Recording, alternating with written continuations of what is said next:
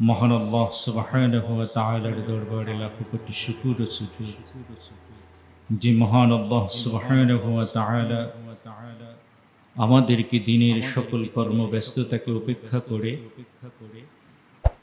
আমাদের মুসলিমদের অত্যন্ত গুরুত্বপূর্ণ ধর্মীয় উৎসব ঈদুল আযহা উদযাপনের পরবর্তী জুমায় আমাদেরকে মসজিদে এসে বসার সুযোগটুকু দান করেছেন। এই জন্য আমরা আল্লাহ সুবহানাহু ওয়া তাআলার কাছে কৃতজ্ঞতা আদায় করে বলছি আলহামদুলিল্লাহ।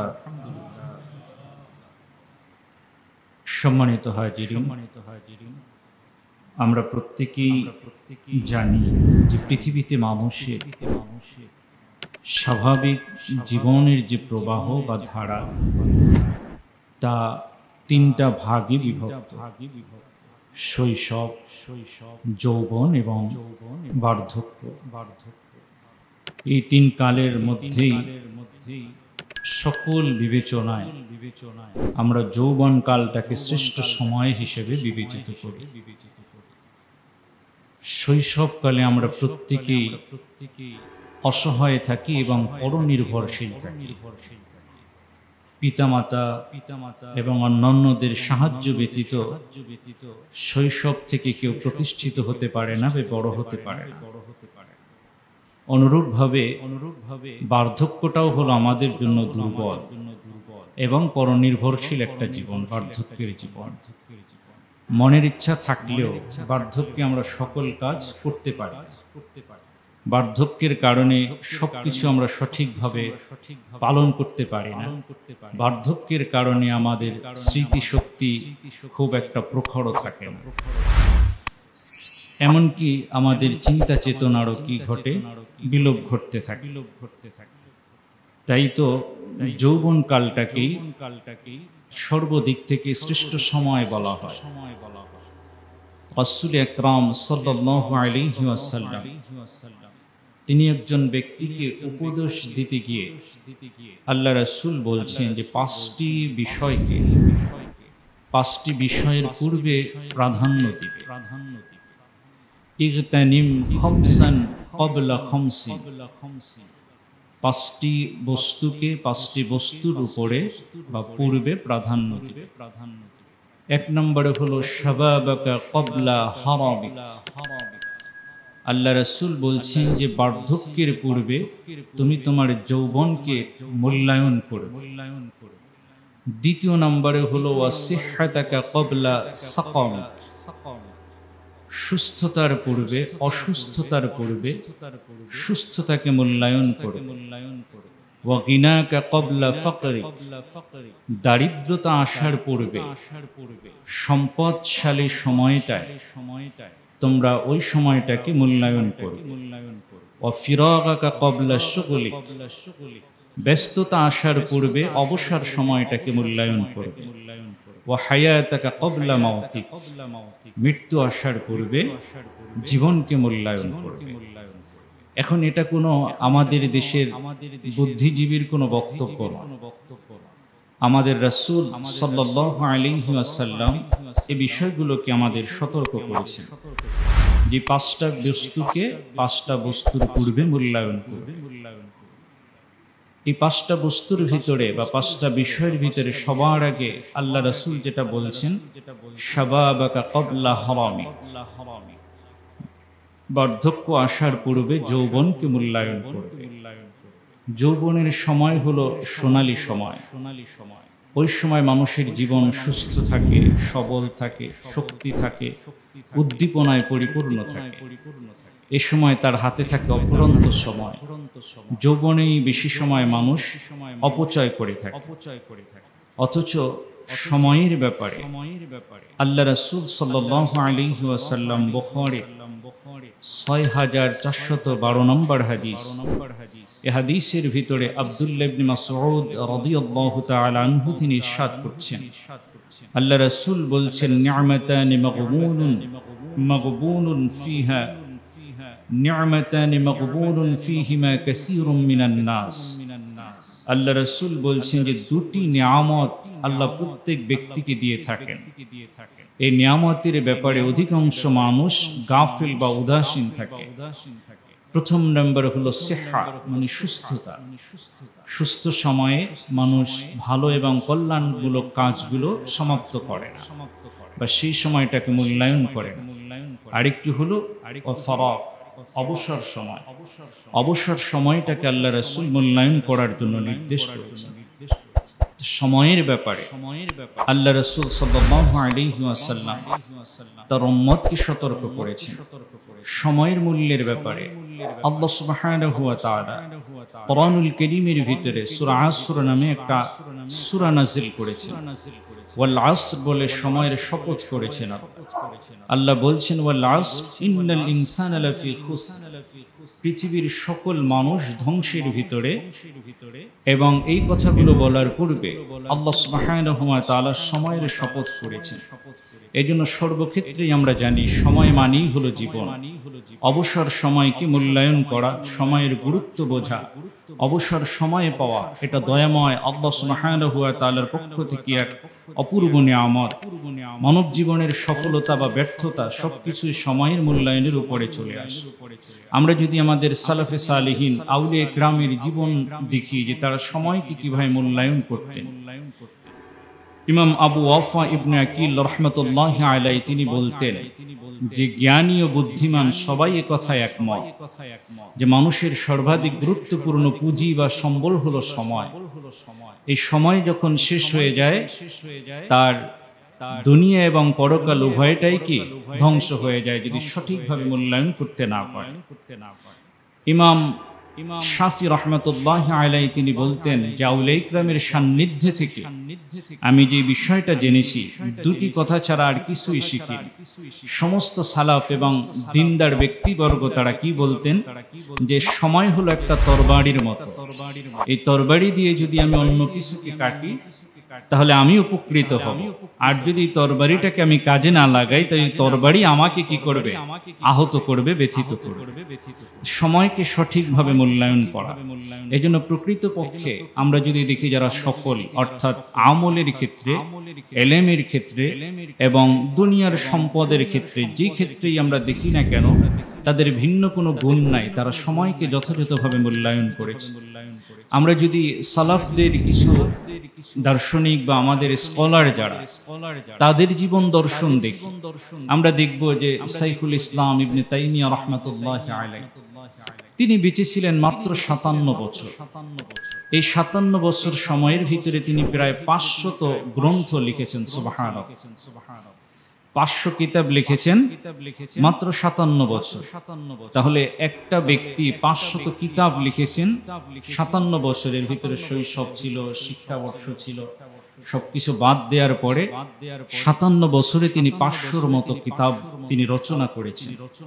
এখন এই ব্যক্তি ইবাদত করেছেন, আমল করেছেন, দুনিয়াবি কর্ম করেছেন, সমস্ত কিছু করার পরও তিনি 500 কিতাব লিখতে পেরেছেন, কারণ তিনি সময়কে যথাযথভাবে মূল্যায়ন করেছেন।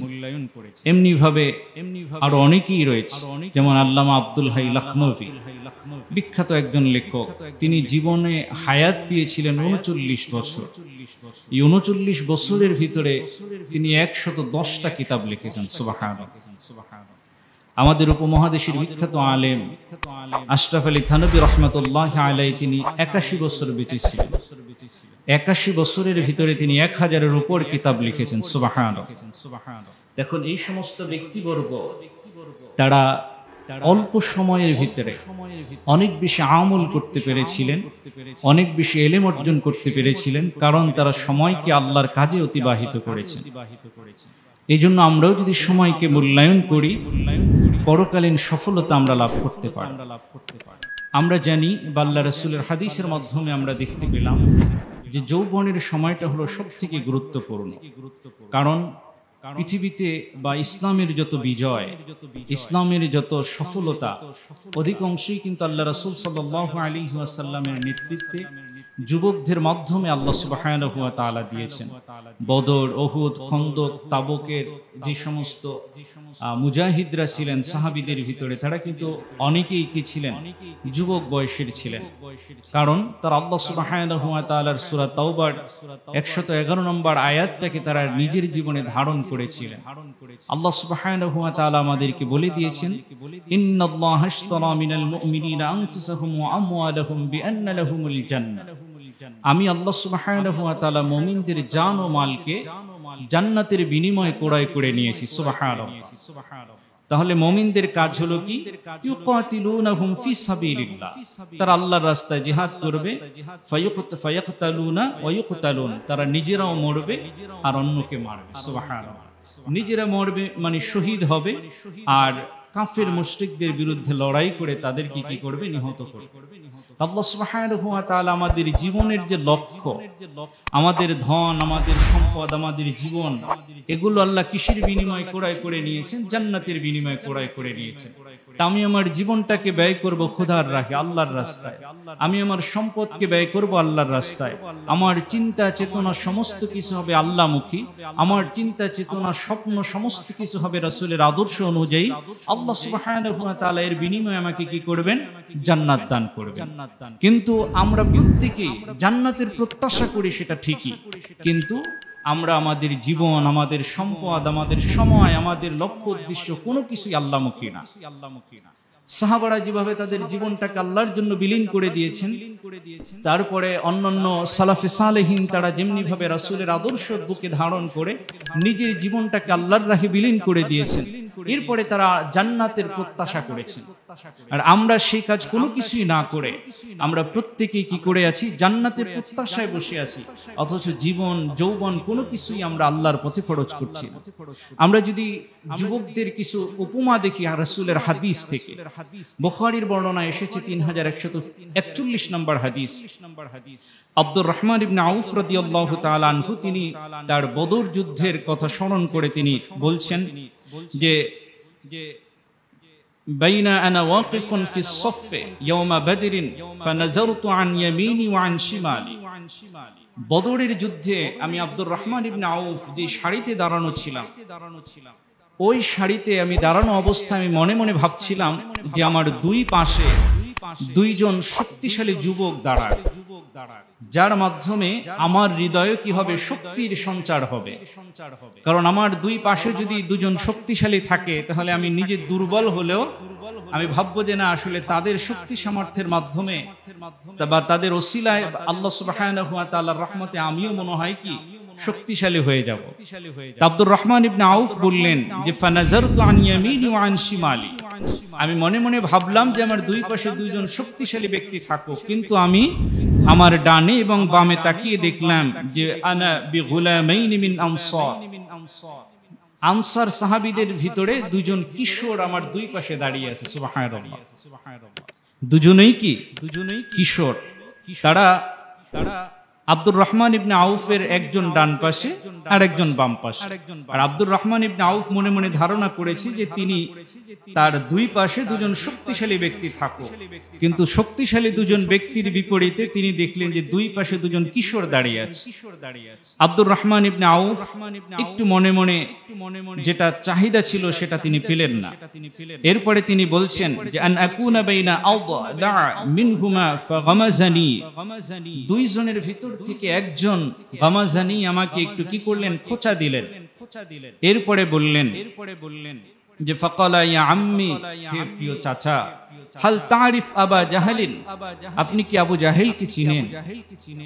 ফাকুলতু নাআম, আব্দুর রহমান ইবনে আউফ বললেন যে আমি তো আবু জাহেলকে চিনি। মা হাজতুকা ইলাই ইয়া ইবনে আখি, হে ভাতিজা, আবু জাহেলকে দিয়ে তোমার কি দরকার? কিশোর আব্দুর রহমান ইবনে আউফকে বললেন যে উখবিরতু আন্নাহু ইয়াসুব্বু রাসূলুল্লাহি সাল্লাল্লাহু আলাইহি ওয়াসাল্লাম, আমি শুনেছি যে রাসূল যখন মক্কায় ছিলেন, আবু জাহেল আল্লাহ রাসূল সাল্লাল্লাহু আলাইহি ওয়াসাল্লামকে ব্যথা দিয়েছে বা তাকে গালমন্দ করেছে, গালিগালাজ করেছে। এই কথা আমি মদিনায় বসে শুনেছি যে রাসূল যখন মক্কায় ছিলেন তখন আবু জাহেল আল্লাহ রাসূলকে কষ্ট দিয়েছে। ওয়াল্লাযী নাফসি বিয়াদি, এরপরে ওই কিশোর আব্দুর রহমান ইবনে আউফকে শপথ করে বললেন যে ওয়াল্লাযী নাফসি বিয়াদি, আমি বাড়ি থেকে শপথ করে বের হয়ে আসছি যেই রবের হাতে আমার প্রাণ, যে লা ইন রাআইতুহু লা ইউফারিকু সাওয়াদি সাওয়াদাহু হাত্তা ইয়ামুতু আ'জাল মিন্না ফাতাআজ্জাবতু লিযালিক। আব্দুর রহমান ইবনে আউফকে গোলাম বললেন বা কিশোর বললেন যে আমি শুনেছি যে আল্লাহ রাসূলকে আবু জাহেল কষ্ট দিয়েছে, তাই আমি বদরের যুদ্ধে জিহাদের জন্য প্রস্তুত হয়ে এসেছি যে হয় আবু জাহেল পৃথিবীতে থাকবে, না হয় আমি পৃথিবীতে থাকবো। সুবহানাল্লাহ, যে আমি পৃথিবীতে বেঁচে থাকবো আর আল্লাহ রাসূলকে গালমন্দকারী ব্যক্তি সেও পৃথিবীতে থাকবে, এটা হবে না। এই ছিল কিশোরের কি মনোবাসনা এবং মনের চেতনা। এক যুবক এভাবে পাশ থেকে খোঁচা দিয়ে আব্দুর রহমান ইবনে আউফকে বললেন, আবার পাশে আরেকজন যিনি সেও একই কথা আবু জাহেলকে আব্দুর রহমান ইবনে আউফকে বললেন। সুবহানাল্লাহ, দুজন ব্যক্তি, তারা দুই ভাই, তারা দুজনেই বাড়ি থেকে এসেছে কি উদ্দেশ্যে? আবু জাহেলকে হত্যার উদ্দেশ্যে। সুবহানাল্লাহ। এক পর্যায়ে আব্দুর রহমান ইবনে আউফ বললেন যে আমি এক পর্যায়ে দেখতে পেলাম আবু জাহেলকে দেখলাম। এরপরে যখনই তাদেরকে বললাম যে তোমরা যাকে খুঁজছো সে তো ওখানে, আবু জাহেলকে দেখানোর সাথে সাথে দুজন ভাই তারা কি করলেন, একেবারে সশস্ত্র জিহাদের জন্য তরবারি উন্মুক্ত করে দুজনেই একই সময় আবু জাহেলকে আক্রমণ করলো। সুবহানাল্লাহ। এক পর্যায়ে আবু জাহেল নিহত হলো, আল্লাহ রাসূলের কাছে সংবাদ পৌঁছানো হলো।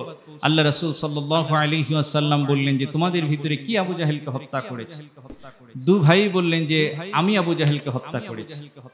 দু ভাই তরবারি উঁচু করলেন এবং দেখলেন যে হ্যাঁ, দু ভাই তরবারির যে আঘাত, সেখানে তরবারিতে আঘাতের কিছু চিহ্ন লেগে আছে। সুবহানাল্লাহ।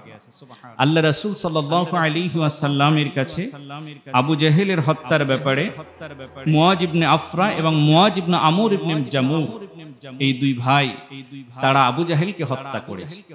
আমার কথার মূল বিষয় হলো এটা যে বুখারীর ভিতরে যে বর্ণনাটা এসেছে, এখানে বদরের যুদ্ধে ইসলামের চরমতম শত্রু আল্লাহ রাসূলকে সবথেকে যে কষ্ট দিয়েছে, সেই আবু জাহেলকে কিন্তু কোনো বড় ব্যক্তি হত্যা করেনি।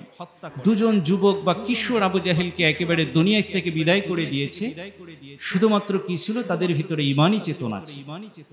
এই ঈমানী চেতনা যদি আমরা হৃদয়ে লালন করতে পারি, আমাদের জীবনে পরকালীন সফলতা আসবে। এমনি ভাবে আরেকজন সাহাবী, যুবক সাহাবীর কথা আমরা বলতে পারি। উহুদ যুদ্ধে আল্লাহর রাস্তায় যিনি শহীদ হয়েছেন, আব্দুল্লাহ বিন জাহাশ রাদিয়াল্লাহু তাআলা আনহু, তিনি আল্লাহর রাস্তায় জিহাদ করে আল্লাহ সুবহানাহু ওয়া তাআলার কাছে উচ্চ মর্যাদার অধিকারী হয়েছেন। তিনি ছিলেন হামজা রাদিয়াল্লাহু তাআলা আনহুর ভাগিনা এবং আল্লাহ রাসূল সাল্লাল্লাহু আলাইহি ওয়াসাল্লামের ফুফাতো ভাই। আব্দুল্লাহ ইবনে জাহাশ রাদিয়াল্লাহু তাআলা আনহু তিনি যখন উহুদের ময়দানে যাচ্ছিলেন, তখন আল্লাহ রাসূল সাল্লাল্লাহু আলাইহি ওয়াসাল্লাম আল্লাহর কাছে আব্দুল্লাহ ইবনে জাহাশ তিনি দোয়া করলেন যে আল্লাহ, আমি জিহাদের ময়দানে যাচ্ছি, আপনি আমার সাথে জিহাদের ময়দানে প্রতিপক্ষের এমন একজন বীর পুরুষ এবং শক্তিশালীকে আমার মুখোমুখি করে দিন, যে যার বিরুদ্ধে প্রচন্ড লড়াই করব, এরপরে শেষ পর্যন্ত সে আমাকে হত্যা করবে। হত্যা করে এক পর্যায়ে সে আমার নাক এবং কান দুটো কেটে দিবে। এই দোয়া করে সে বাসা থেকে বের হয়ে আসে। আব্দুল্লাহ ইবনে জাহাশ রাদিয়াল্লাহু তাআলা আনহু তিনি জিহাদের ময়দানে আসলেন। এরপরে যুদ্ধের ময়দানে হাজির হলেন। হাজির হওয়ার পরে তিনি তো দোয়া করে আসছেন যে আল্লাহ, আমি শহীদ হব এবং আমার নাক কান কাটা যাবে। তার কল্পনাটা কি ছিল? যে হাসরের মাঠে আব্দুল্লাহ ইবনে জাহাশ তিনি ভাবছেন যে আমি যখন হাসরের ময়দানে দাঁড়াবো, আমার রব আমাকে প্রশ্ন করবে যে ফিকা, হে আব্দুল্লাহ ইবনে জাহাশ, তোমার নাক কান কাটা কেন? আব্দুল্লাহ ইবনে জাহাশ মনে মনে ভাবছেন যে আমি আমার রবকে উত্তর দিব ওয়াফিকা ওয়াফি রাসূলিকা, হে আল্লাহ, আপনার জন্য এবং আপনার রাসূলের মহব্বতে আমি আমার জীবনকে উৎসর্গ করে দিয়েছি। সুবহানাল্লাহ। এই ছিল সাহাবীদের ভিতরে, যুবকদের ভিতরে ঈমানের চেতনা এবং তাদের জান্নাতের জন্য তাদের লালায়িত যে জীবন, সেই জীবনের দৃষ্টান্ত। আমরা আজকাল যে যুবক আমরা আছি, বা যেই শ্রেণী আমরা যারা বসবাস করছি, আমাদের প্রত্যেকের চিন্তা চেতনা আল্লাহর জান্নাত, কিন্তু কারো চেতনায় নিজের জীবনকে আল্লাহর জন্য সুপর্দ করা, রাসূলের আদর্শ জীবনে ধারণ করা, এই চিন্তা চেতনা আমরা কখনোই লালন করি না। আমাদের যুবক শ্রেণী, তাদের মাথায় শুধু একটাই আছে যে জীবন মানেই এনজয়, লাইফ মানে এন্টারটেইনমেন্ট, জীবন মানেই হলো শো আপ করা, জীবন মানেই হলো পালচার আর বাজার। আমাদের যুবক শ্রেণী এছাড়া আর কিছুই জানে না। কিন্তু আল্লাহ রাসূলের সাহাবারা, যুবক যারা ছিলেন, তারা নিজের জীবনকে আল্লাহর জন্য উৎসর্গ করতে শিখেছেন। তাই মুসলমানদের সময়ে বা মুসলমানরা সেই সময়গুলোতে বিজয় লাভ করেছে। আর এখন যুবকরা সেই চিন্তা চেতনা লালন করে না, বা ইমানদাররা সেই চিন্তা চেতনা লালন করে না। তাই এই সফলতা মুসলমানদের জীবনে আসে। পৃথিবীতে যত তন্ত্র মন্ত্রই প্রতিষ্ঠিত হয়েছে, সবকিছুই কিন্তু যুবকদের হাত ধরেই প্রতিষ্ঠিত হয়েছে। গণতন্ত্র, সমাজতন্ত্র, যত মতবাদ বলেন সবই হয়েছে, কিন্তু ওহির বাণী, ওহিভিত্তিক সমাজ ব্যবস্থা, সেটাও প্রতিষ্ঠা সম্ভব যদি যুবকরা ওহিভিত্তিক জীবনযাপন করে, রাসূলের আদর্শ অনুযায়ী জীবনযাপন করে। এজন্য সম্মানিত হাজিরিন, আমার বলার কথা হলো এই, যে জীবনকে যদি আল্লাহর রাহে আমরা সাজাতে চাই, ওমর, ওসমান, আবু বকর, আলীর মতো যদি আমরা জান্নাতি প্রত্যাশা হই, জান্নাতের প্রত্যাশী হই, আবু বকর যে জান্নাতে গিয়েছে, আমি যদি সেই জান্নাতের সাথী হতে চাই, ওমর, ওসমান, আলী যে জান্নাতে গিয়েছে, আমি যদি সেই জান্নাতের সাথী হতে চাই, তাহলে আমাকে আপনাকে ত্যাগের জীবন গঠন করতে হবে, আমাকে আপনাকে আল্লাহর জন্য জীবনকে উৎসর্গ করতে হবে, আমাকে আপনাকে যে কোনো কর্ম করার আগে অবশ্যই চিন্তা করতে হবে যে আমার রব এই কাজে সন্তুষ্ট কিনা, আমার রাসূলের আদর্শে এই কর্মটা পড়ে কিনা। আমার পকেটের 5 টাকা হোক আর 5 লাখ টাকা হোক, খরচ করার পূর্বে আমাকে চিন্তা করতে হবে যে খরচটা আমার রাসূলের পথে এবং আল্লাহর সন্তুষ্টির জন্য হচ্ছে কিনা। যদি আমি আমার জীবনটাকে সাচে করতে পারি, আমার জীবনে সফলতা আসবে। এজন্য সম্মানিত হাজিরিন, আমাদেরকে অবশ্যই জীবনটাকে মূল্যায়ন করার জন্য আমাদের যৌবনকালটাকে প্রাধান্য দিতে হবে, এবং যৌবনকালে বেশি বেশি করে আল্লাহমুখী জীবন যাপন করতে হবে। যুবকরা এই সময়ে কথা শোনে না, কিন্তু মা বাবা, বড় ভাই যারা আছেন, তাদেরকে নসিহতের উপরে নসিহত করতে হবে। আল্লাহ সুবহানাহু ওয়া তাআলা যেন সকল যুবককে দ্বীনের পথে ফিরে আসার তৌফিক দান করেন।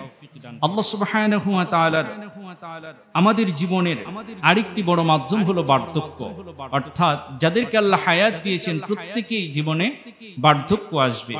সূরা নাহলের ভিতরে আল্লাহ সুবহানাহু ওয়া তাআলা বলছেন, ওয়াল্লাহু খালাকাকুম, আল্লাহ তোমাদেরকে সৃষ্টি করেছেন, সুম্মা ইয়াতাওয়াফাকুম, তিনি তোমাদেরকে মৃত্যু দান করবেন। ওয়ামিনকুম মান ইউরাদ্দু ইলা আরযালিল উমর, আল্লাহ বলছেন, আর তোমাদের মধ্যে কেউ যে পৌঁছায় একেবারে বয়স পর্যন্ত, আল্লাহ সুবহানাহু ওয়া তাআলা বলছেন, লিকাইলা লা ইয়ালামা বা'দা ইলমিন শাইআ ইন্নাল্লাহা আলীমুন কাদির। আল্লাহ বলছেন যে তোমাদের ভিতরে যারা একেবারে বার্ধক্য পর্যন্ত বয়সে পৌঁছে যায়, ফলে জানার পরেও সে আরো কিছু জানবে, অর্থাৎ জানা জিনিসগুলো সে ভুলে যাবে এবং সে শিশুর মতো হয়ে যাবে।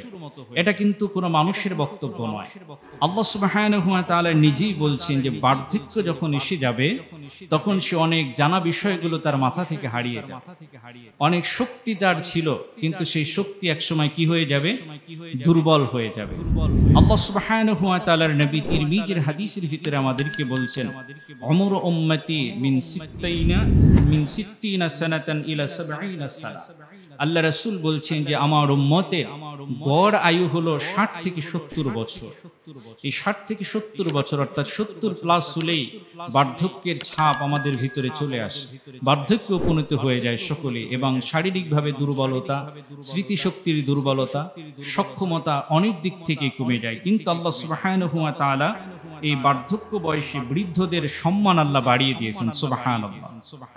আল্লাহ সুবহানাহু ওয়া তাআলা সূরা বানী ইসরাঈলের 70 নম্বর আয়াতের ভিতরে বলছেন, ওয়ালাকাদ কাররামনা বানি আদম, আমি আদম সন্তানকে মর্যাদা দান করেছি এবং তাদের স্থলে সাগরে চলাচলের বাহন আমি আল্লাহ সৃষ্টি করে দিয়েছি। আর আমি আল্লাহ তাদেরকে পবিত্র রুজি অর্থাৎ রিজিক দান করেছি, যাদেরকে আমি সৃষ্টি করেছি, এবং আমি আল্লাহ সকলের উপরে তাদেরকে শ্রেষ্ঠত্ব দান করেছি। সুবহানাল্লাহ। সুবহানাল্লাহ। আল্লাহ সুবহানাহু ওয়া তাআলার নবী বার্ধক্য মানুষের ব্যাপারে আমাদেরকে সতর্ক করেছেন যে শুভ্র কেশ যাদের, অর্থাৎ বার্ধক্যের কারণে যাদের দাড়ি সাদা হয়ে গেছে, চুল সাদা হয়ে গেছে, এদেরকে সম্মান করার জন্য আল্লাহ রাসূল সাল্লাল্লাহু আলাইহি ওয়াসাল্লাম নির্দেশ করেছেন। সুবহানাল্লাহ। আল্লাহ সুবহানাহু ওয়া তাআলার নবী মুসনাদে আহমদের 6973 নম্বর হাদিস, এই হাদিসের ভিতরে বলছেন যে নাহা রাসূলুল্লাহ সাল্লাল্লাহু আলাইহি ওয়াসাল্লাম তানফিশ শাইব, আল্লাহ রাসূল বলছেন যে সাদা চুল তোমরা কি করবে না, উঠাবে না, সাদা চুল উঠাবে না। ওয়াকালা হুয়া নূরুল মুমিন, সাদা চুল, সাদা দাড়ি এগুলো মুমিনের একটা নূর বা আলোক প্রতীক। সুবহানাল্লাহ।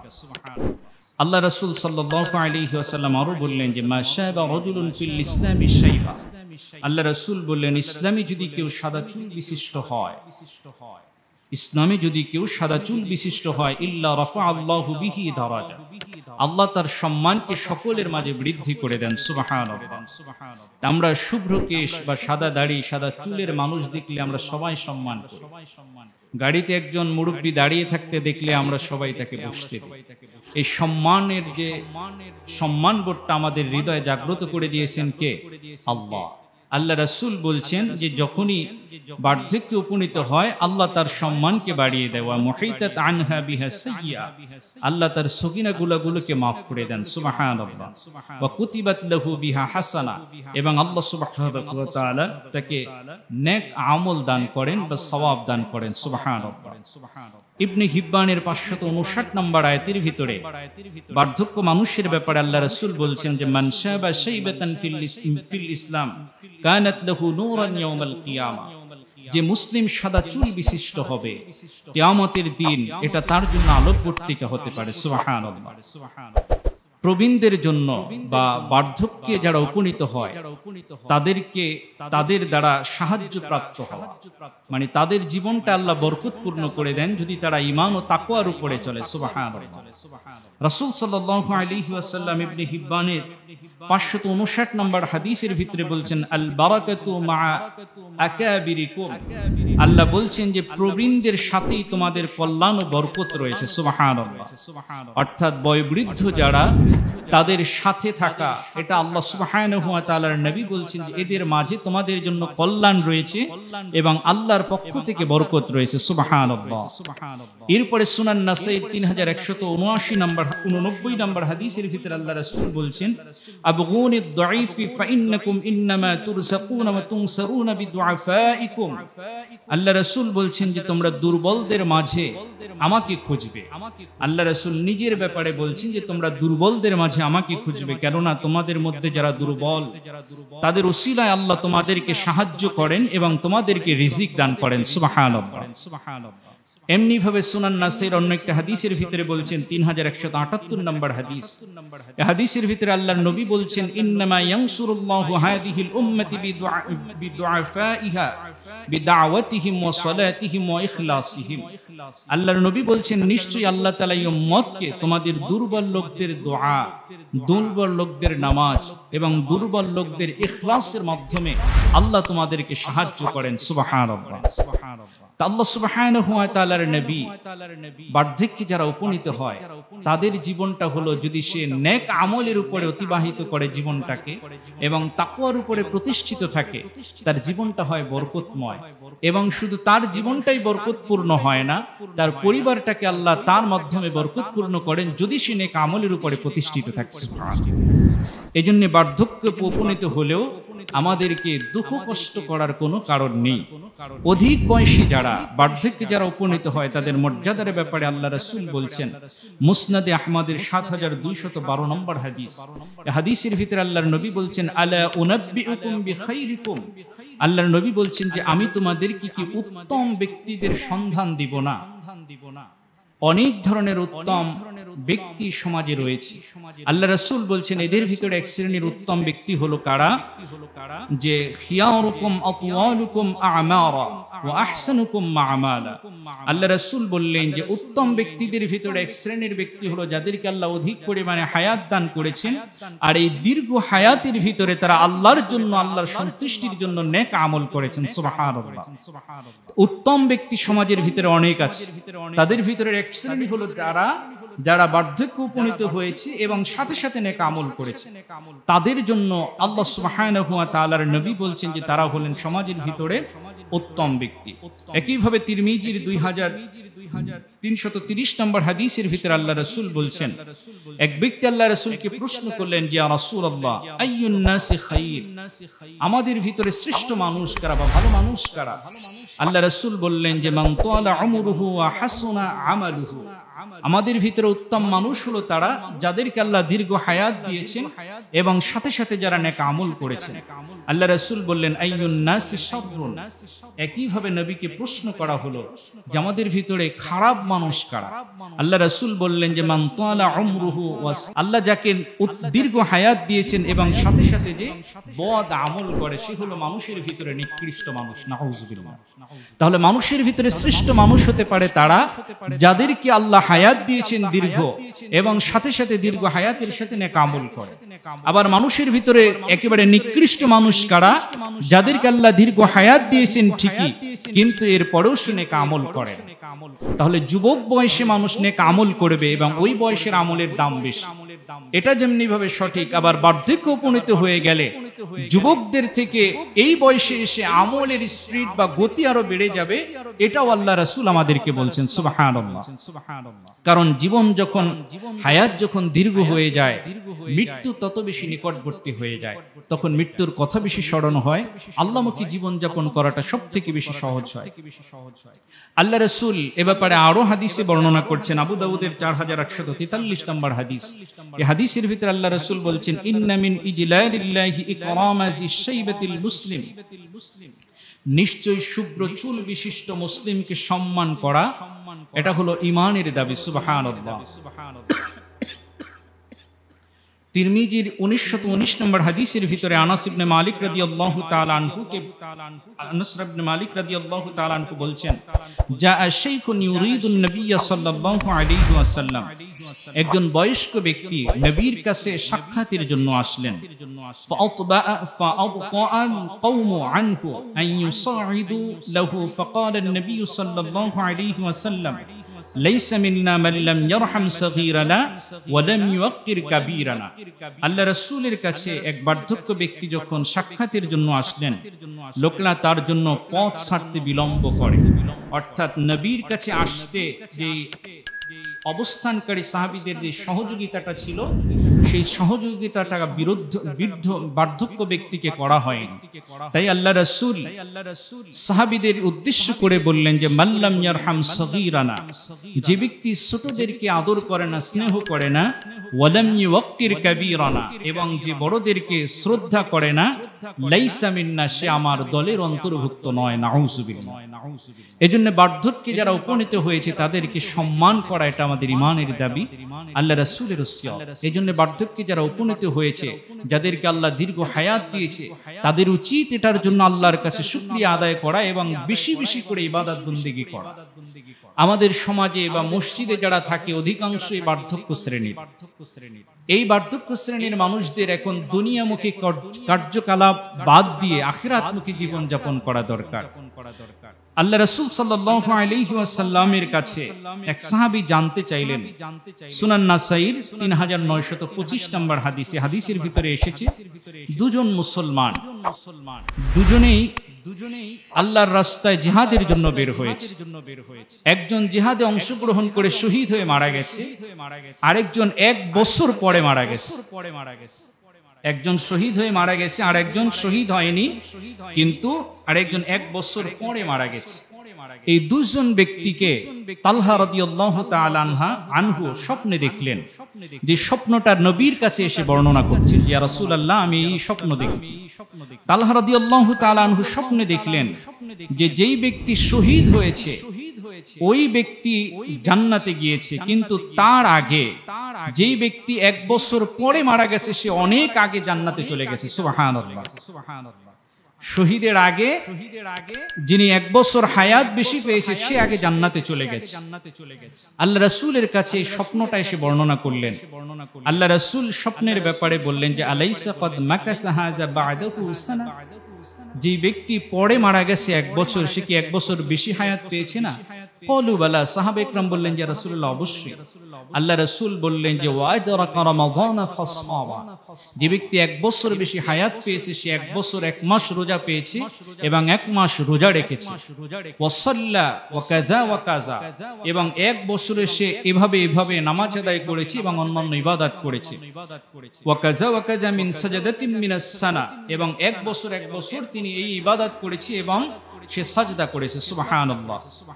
আল্লাহ রাসূল বললেন যে ফাকালু ক্বালা রাসূলুল্লাহ সাল্লাল্লাহু আলাইহি ওয়াসাল্লাম, আল্লাহ রাসূল বললেন যে ফামা বাইনাহুমা আবআদু মিম্মা বাইনাস সামাই ওয়াল আরদ, আকাশ এবং জমিনের মধ্যে যেমন ব্যবধান রয়েছে এই দুজন ব্যক্তির মাঝে ঠিক তদ্রূপ ব্যবধান রয়েছে। সুবহানাল্লাহ। তদ্রূপ ব্যবধান কেমন? যে এক ব্যক্তি শহীদ হয়ে মারা গেছে 1 বছর আগে, আর যাকে আল্লাহ 1 বছর বেশি হায়াত দিয়েছেন সেই ব্যক্তি ওই শহীদ হওয়া ব্যক্তির থেকে অনেক বছর আগে জান্নাতে চলে গেছে।